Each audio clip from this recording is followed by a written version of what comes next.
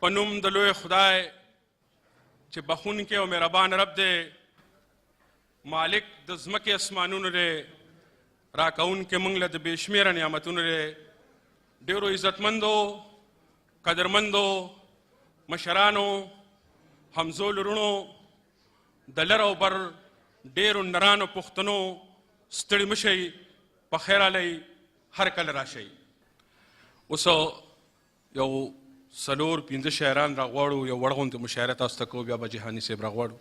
ملګرو، د مشاعرې عمري شاعر د اماراتو پښتو ادبي ټولنې ګران صدر ممتاز ورکزی صاحب له په دې شعرونو باندې مایک ته د راتلو بلنه ورکوم چې ستا د زلفو باد راوالوزي مستی پیدا کی، چې ستا د زلفو باد راوالوزي مستی پیدا کی، وږمه وږمه ماحول بدل تلی ونی پیدا کی. او دا خود ننګ د پښتنې تقاضې زور وګڼي، دا خود ننګ د پښتنې تقاضې زور وګڼي. تاریخ کې نرشي کنه بل دی ابدالي پیدا کی. غزل نه مخکې دوه شعره دي چې پښتانه چې څوک په لر او بر کې ویشي، خدایه لر او بر یې وویشي چې ورک شي.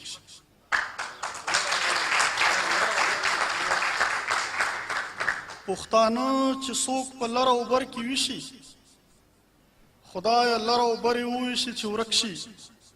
چې درنښت مو د یووالي کتی نه شي، خدایه بادې کې باڼه باڼه چې سپک شي.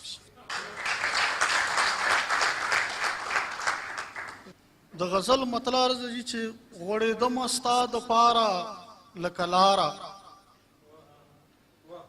غوړېدمه ستا دپاره لکه لاره، تا په شا پرېښومه یاره لکه لاره.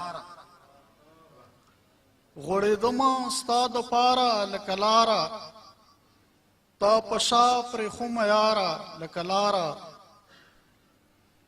په یو زړه کې د بل زړه دپاره مینه،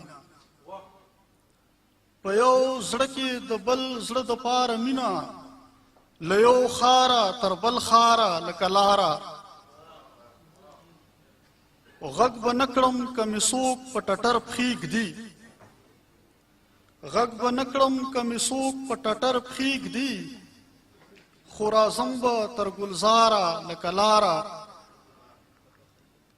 او چې په کومه لار راغلی پرې ستون شه، چې په کومه لار راغلی پرې ستون شه، نه خرڅېږم خریداره لکه لاره.